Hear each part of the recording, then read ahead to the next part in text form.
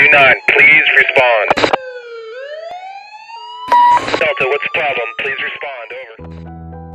5 जनवरी की सुबह कोल्लम, जो कि केरला का एक सदर्न डिस्ट्रिक्ट है, वहां के रहने वाले सुदर्शन पिल्लाई के घर के कंपाउंड में एक नवजात बच्चा सूखी हुई पत्तियों के ढेर पर पड़ा हुआ मिला। अब ये बच्चा यहाँ कैसे पहुंचा, उसके पीछे 6 महीने पुरानी एक कहानी है, जिसकी वजह से 3 फैमिलीज दुख के समुद्र में डूब गई। सुदर्शन पिल्लाई ने जैसे ही उस बच्चे को देखा, वो और उसका दामाद विष्णु उस बच्चे को उठाकर पास ही के अस्पताल में ले गए, मगर अनफॉर्चुनेटली उस नवजात बच्चे की जान नहीं बच पाई। अब एक ऐसा बच्चा जो कि कुछ ही समय पहले पैदा हुआ है, उसका इस तरीके से लावारिस कहीं पर पड़े हुए मिलना और बाद में उसकी मौत हो जाना, तो ये बात पुलिस तक तो पहुंचनी ही थी। इसके बाद पुलिस का टास्क शुरू हो गया इस बच्चे की मां को ढूंढने का। उस लोकेलिटी के आसपास रहने वाली कई औरतों से पुलिस ने पूछताछ शुरू करी। कुछ औरतों से तो ये भी बात छुपाई गई कि बच्चे की मौत हो गई है, और उन औरतों को उस जगह पर लाया गया जहां पर वो बच्चा मिला, ताकि पुलिस उनके रिएक्शंस पहचान सके। इन्वेस्टिगेशन कई महीनों तक चलती रही और फाइनली पुलिस के सामने सारी सच्चाई आ गई। इस बच्चे की मां और कोई नहीं बल्कि जिसके कंपाउंड में ये बच्चा मिला था, यानी कि सुदर्शन पिल्लाई की खुद की बेटी रेशमा थी।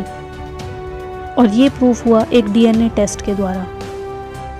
और सबसे पहले बच्चे की रोने की आवाज़ सुदर्शन पिल्लाई के दामाद विष्णु को ही आई थी, और उसे लगा बाहर कोई बिल्ली का बच्चा रो रहा है। लेकिन जब वो बाहर अपने कंपाउंड में गया तो उसने देखा कि एक नवजात शिशु पत्तियों के ढेर पर पड़ा हुआ है। सारी सच्चाई सामने आने के बाद 22 जून 2021 के दिन रेशमा को पुलिस ने अरेस्ट कर लिया। उसका पूरा परिवार एक सदमे में था। बच्चे की मौत का गम तो उन्हें था ही, मगर वो इस बात से भी हैरान थे कि उसके परिवार में किसी को भी नहीं पता था कि रेशमा प्रेग्नेंट है। मगर ये पूरी कहानी नहीं है। पूरी कहानी तो बहुत ज़्यादा ट्विस्ट्स और टर्न से भरी हुई है। 22 जून को रेशमा अरेस्ट हुई और उसके 2 दिन बाद यानी कि 24 जून को रेशमा के 2 रिलेटिव 23 साल की आर्या और 19 साल की ग्रीष्मा अचानक से मिसिंग हो गए, और अगले दिन उन दोनों की लाश एक नदी में से मिली। जब सीसीटीवी फुटेज को खंगाला गया तो पता लगा कि दोनों औरतें खुद ही चलकर नदी तक गई थी और दोनों ने सुसाइड किया था। 23 साल की आर्या एक होम मेकर थी और उसका 5 साल का एक बेटा भी था। वहीं ग्रीष्मा एक बैचलर स्टूडेंट थी। मगर सवाल ये उठता है कि इन दोनों ने सुसाइड क्यों किया था। और वहीं दूसरी तरफ रेशमा ने, जिसकी पहले से ही एक 3 साल की बेटी है, उसने अपने नवजात शिशु को ऐसे एक अनजान जगह पर क्यों फेंक दिया था। और फैमिली को ये बात क्यों नहीं पता लगी कि रेशमा प्रेग्नेंट है।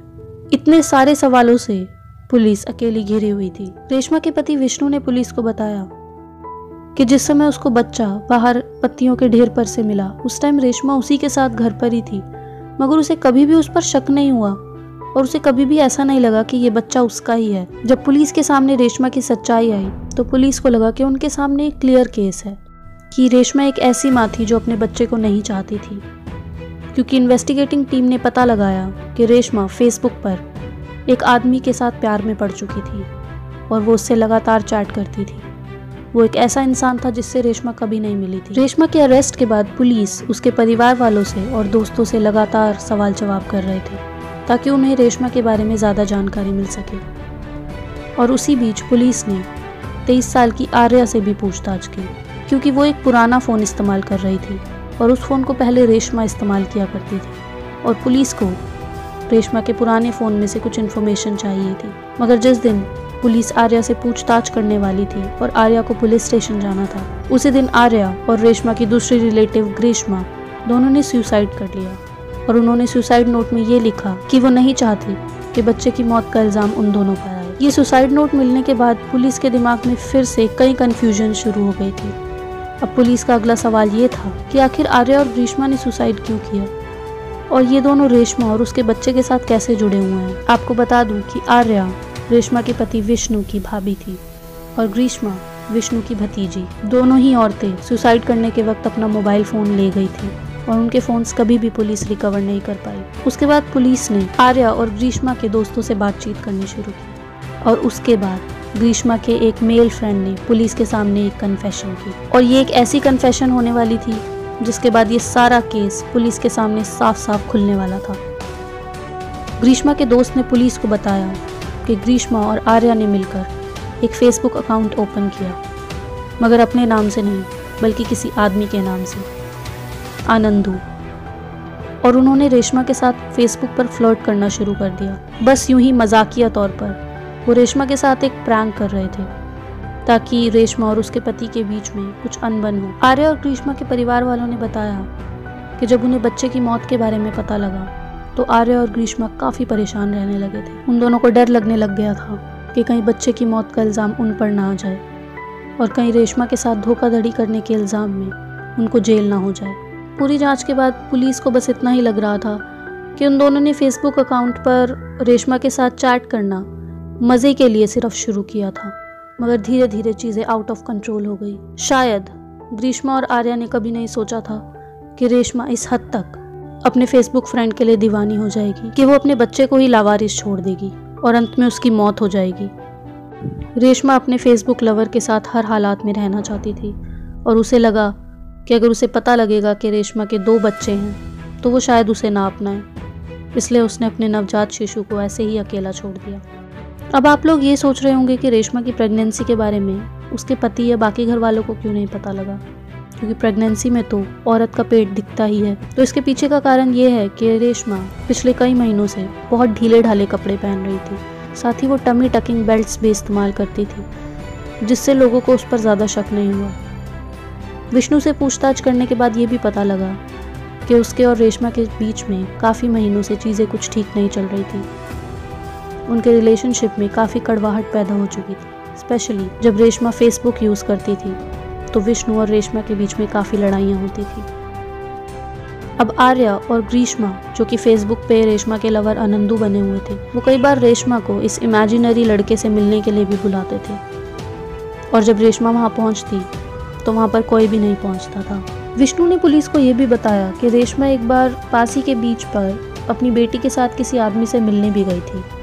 विष्णु को ये बात उसके दोस्तों ने बताई। उसके बाद जब विष्णु ने उसे कॉल किया, उस टाइम तक उसकी बीवी वापस आ चुकी थी। उसने पुलिस को बताया कि 22 जून यानी कि जिस दिन रेशमा का अरेस्ट हुआ, उसके अरेस्ट होने के 10 मिनट पहले तक भी वो अपनी बीवी से ही बात कर रहा था। उसे तो अपनी बीवी की इन सब हरकतों के बारे में कुछ पता ही नहीं था। उसकी वाइफ के अरेस्ट के बारे में भी विष्णु के दोस्तों ने उसको बताया। विष्णु को उनकी बात पर बिल्कुल विश्वास नहीं हुआ और उसने पुलिस स्टेशन में ये सब बात कंफर्म करने के लिए कॉल किया। जिस वक्त रेशमा का अरेस्ट हुआ उस वक्त विष्णु अबू धाबी काम के चलते गया हुआ था। ये सारी बात पता लगने के बाद वो अबू धाबी से वापस लौट गया। विष्णु और रेशमा की लव मैरिज हुई थी। जब उसको रेशमा से प्यार हुआ उस समय वो 21 साल का था और रेशमा क्लास 10th की एक स्टूडेंट थी। इन दोनों की शादी को 5 साल हो चुके थे और इनकी एक छोटी सी बेटी भी थी। मगर ये फेसबुक ने और फेसबुक पे मिले उस अनजान लड़के ने, जो कि वास्तव में कोई लड़का था भी नहीं, उसने एक हंसते खेलते परिवार की जिंदगी को बर्बाद कर दिया। सो गाइस, देखा आपने, आर्या और ग्रीष्मा के एक स्टूपिड से प्रैंक ने कितनी जिंदगियों को बर्बाद कर दिया। उन्होंने एक गलती तब की जब उन्होंने फेक अकाउंट बनाया और रेशमा के इमोशंस के साथ खेला, और दूसरी गलती तब जब उन्होंने सुसाइड करने के बारे में सोचा। तो आप लोगों का इस पूरी ट्विस्ट एंड टर्न से भरी कहानी के बारे में क्या कहना है, मुझे कमेंट्स में ज़रूर बताइएगा। वीडियो पसंद आई तो वीडियो को लाइक कर दीजिए। अगर आपको ऐसे ही वीडियोस देखना पसंद है तो मेरे चैनल को सब्सक्राइब कर दीजिए। मैं मिलूंगी आपसे अपनी अगली वीडियो में एक नई क्राइम स्टोरी के साथ। Until then, signing off.